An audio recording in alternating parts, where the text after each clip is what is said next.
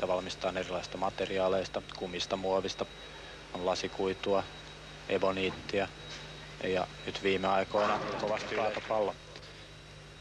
Aivan taskuosuma jälleen. Ei tuossa heitossa ollut.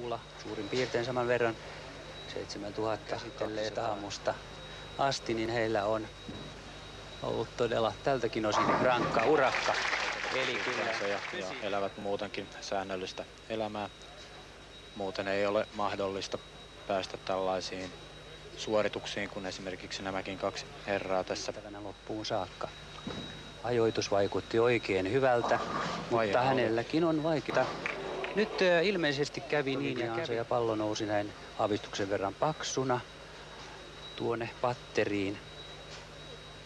Ja siitä sitten seurauksena radalla joko muuttaa hieman pelilinjaansa oikeammalle tai sitten hiljentää pallon nopeutta, joka on vaikeampi korjaustapa. Näin on.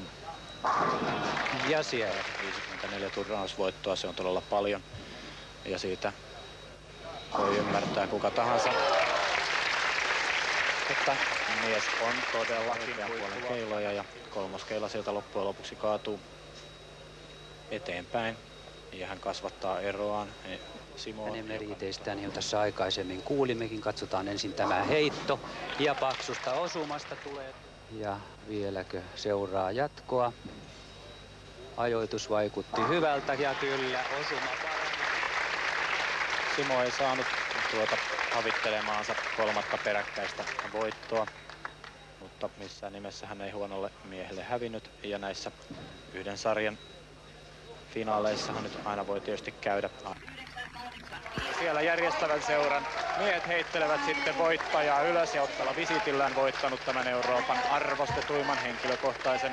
Nepomucén on täällä paikalla myöskin vuonna 1986 vastaavassa kilpailussa. Ja uskon myös, että tämä mies